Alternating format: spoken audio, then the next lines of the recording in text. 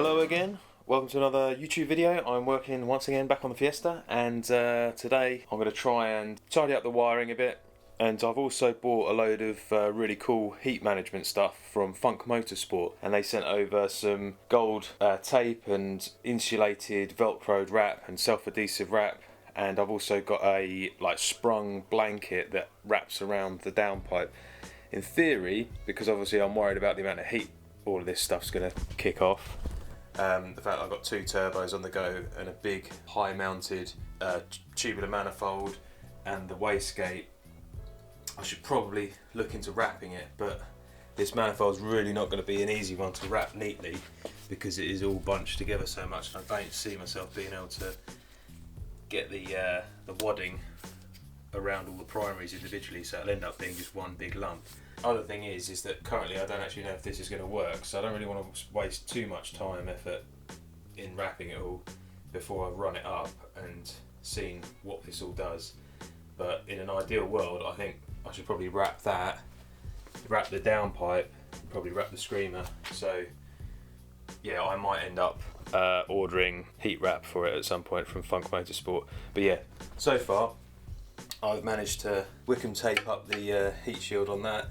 I've put this as like the wraparound velcroed piece. It's got like the fiberglass underneath the gold. I've gold taped my charge pipe because it's so close to the hot side of both turbos. And I put my little blanket down there, I don't know if you can see that, and that'll give my fan some protection because literally the downpipe is pretty much touching. Probably put a bit of gold around the water pipe that comes through here, and a bit of protective tape on the clutch line that runs literally underneath the downpipe. I'm a bit worried because the downpipe is probably about half an inch from all my clutch slave cylinder clips and stuff, so I'll probably need to try and cover that up as well somehow. I think I might need to get some reflective tape for the underside of the bonnet as well, because that's probably going to melt all the paint off the bonnet.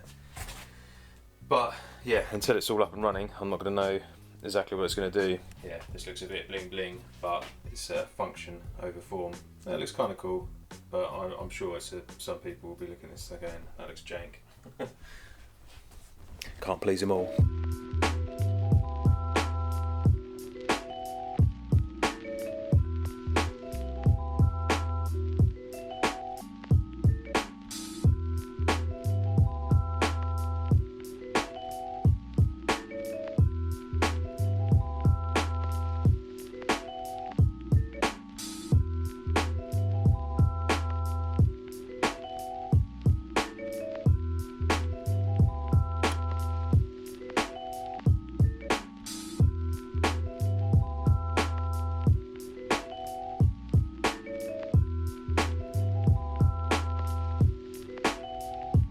I did look at the Funk Motorsport do like a tutorial thing on how to stick this stuff on, or the gold tape. Cut it in half so you got more manageable, thinner strips, and then yeah, just spend your time wrapping a full revolution around the pipe, and then just do multiple bands around the pipe. It looks a lot neater than trying to wrap it like an exhaust wrap with one continuous ribbon. Doesn't like going over little welds, but yeah. So this is the return for the header tank that goes into the top of the thermostat. So as this goes like round the manifold and above the downpipe and next to the turbo and the wastegate, I'm going to just put a bit of this self-adhesive heat sleeving on it. See how well this goes. Oh yeah, I found you need to wear gloves for this. It's bloody horrible. Fiberglass strands get into your hands otherwise.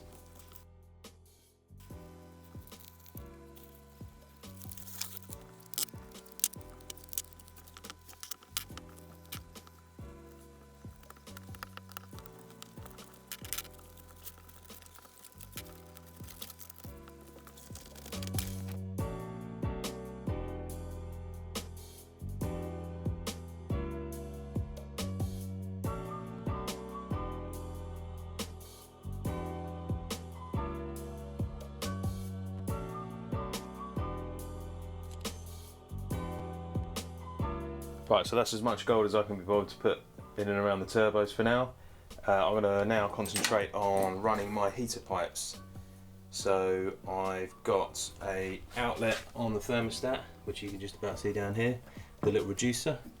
I've put in my header tank, managed to find a little T-piece, so that goes down into the end cap there, out the bottom, and this tees back into it from the race heater matrix that I've got inside the car now. So I've just got to bang 2 holes, another 2 holes in the bulkhead, and then I can run the return and the feed into the car onto the heater box. And I bought some of this race car style orange silicone spiraled hose, so I can run that up to the vents in the dashboard. Is the plan.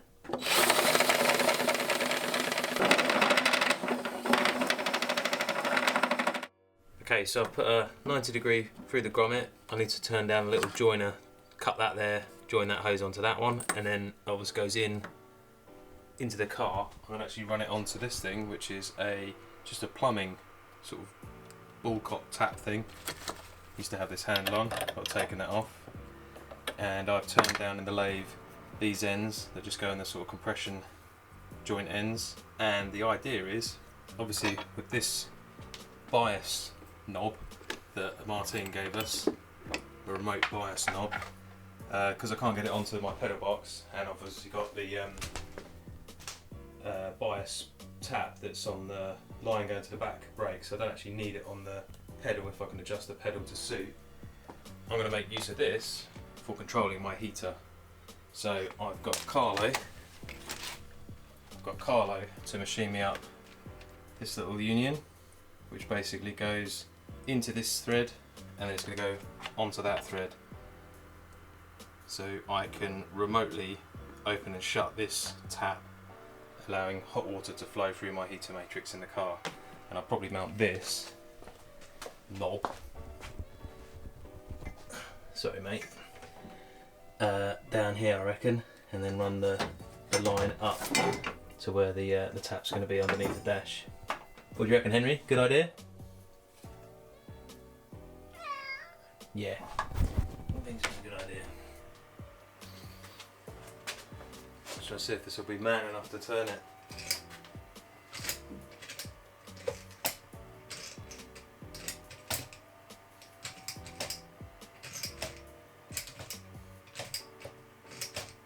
Okay, that'll work. Sweet. Just going to pop a bit of neoprene on the top of this heater box so it seals up nicely onto the inside of the car. Wait, what are you doing? Say what again? I dare ya. I double dare ya.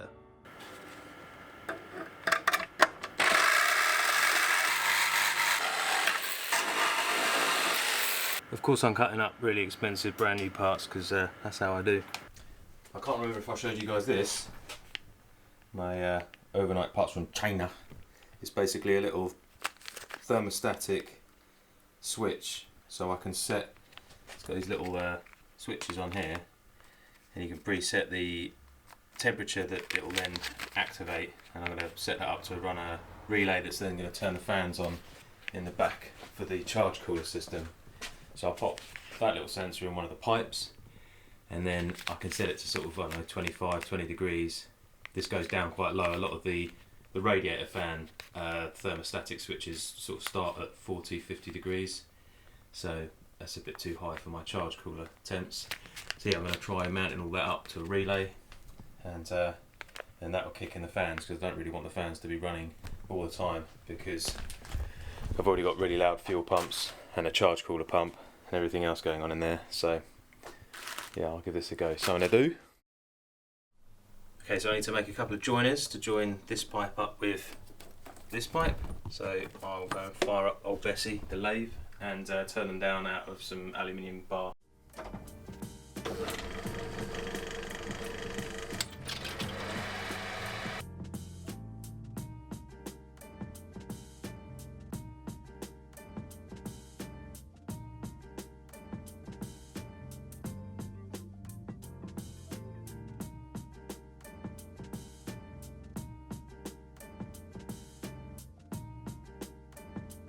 Yeah, most people would just go and buy a plastic one of these off eBay, but obviously when you've got a lathe and loads of bits of metal, I like to machine mine up.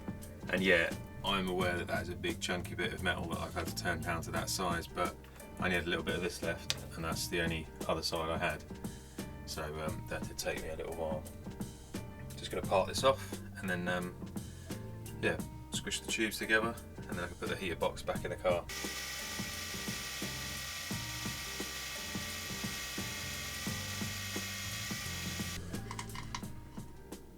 Right, like a complete donut, I grabbed the camera to film me parting it off, and I ended up running the parting tool up the part, so I've lost my barb on that end.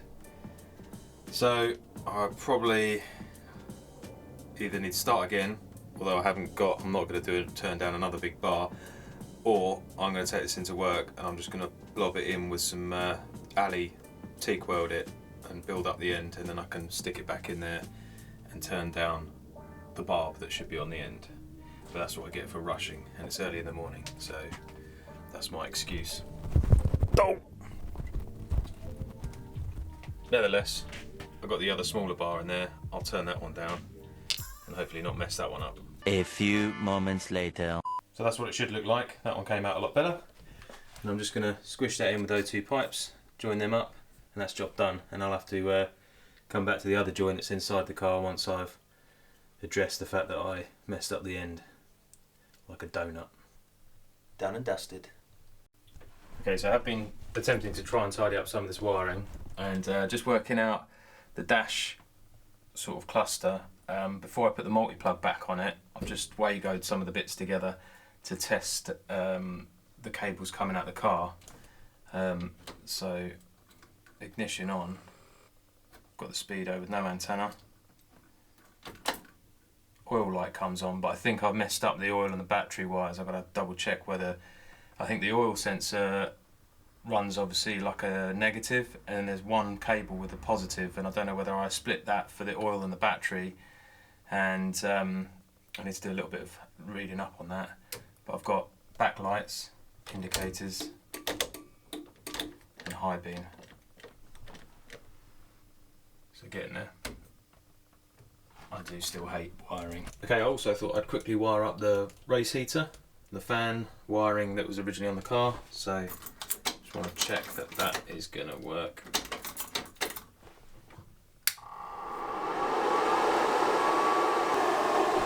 Pump some air.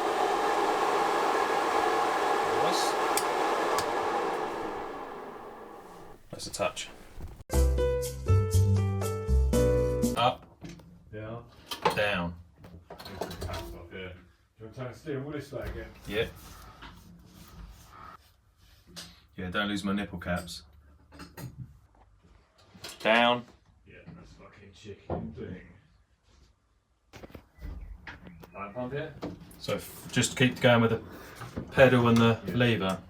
I need to think of the block. Right, hang on, just let it all up. It's all up. This is where I need a compressor and an airline and fire it out. Tell me when to pump. Okay, see what that does. Yes. So we got a pedal, we got a handbrake. Sick. Wicked. Another thing to tick off the list.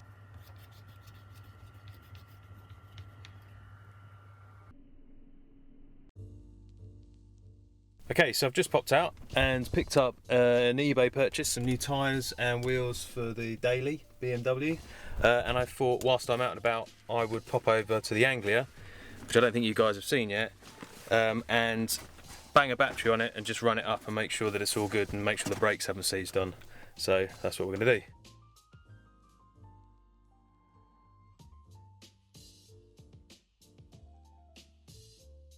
Just going to bang this freshly charged battery on and see if the old girl will start up.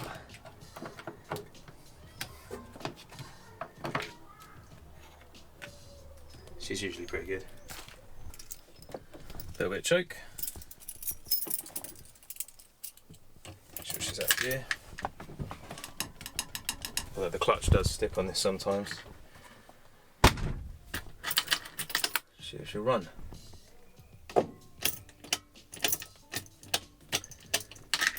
Looks like the starter's solenoid stuck. I'll give that a tap with a hammer. Up and down. Give it a clout. Right, take 3. Maybe the battery isn't charged up. I thought I had. I think I jinxed it when I said it always starts up.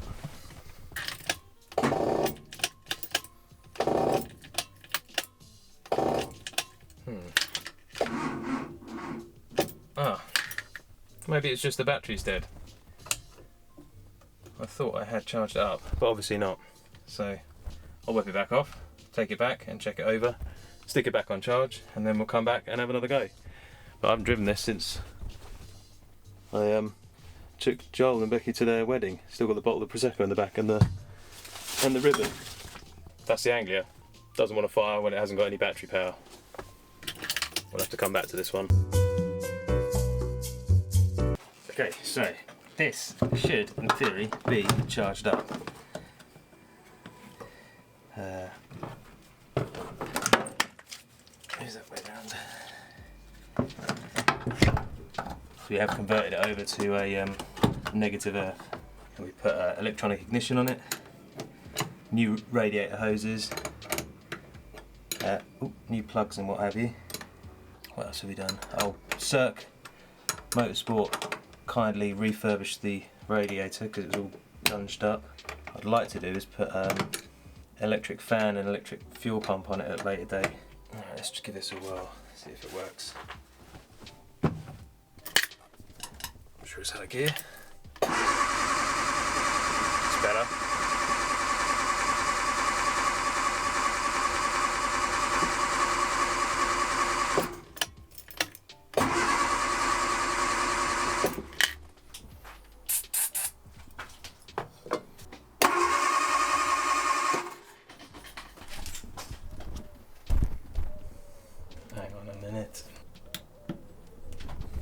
Run now.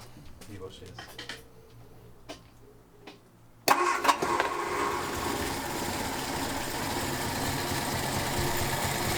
Knock the cable off the fizzle. That's actually fair enough to get. I do like 80s cars, but I've got a real soft spot for 60s era cars. Can't knock the styling in this thing. She started without the choke.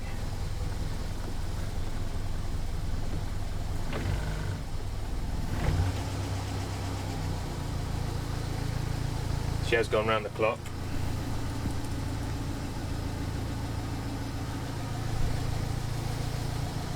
The original valve radio, although because I've switched it over to a negative earth, I need to work out a way of rewiring that so it works again. And it's got the standard single speaker in the back. Love it.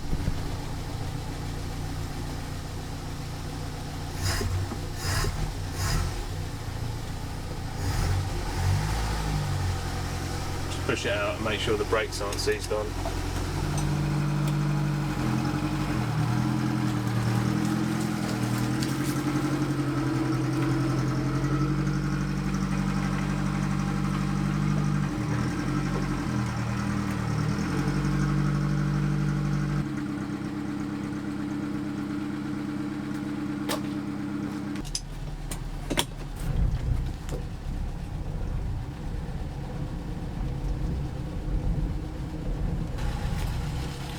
Yeah, that's the Anglia.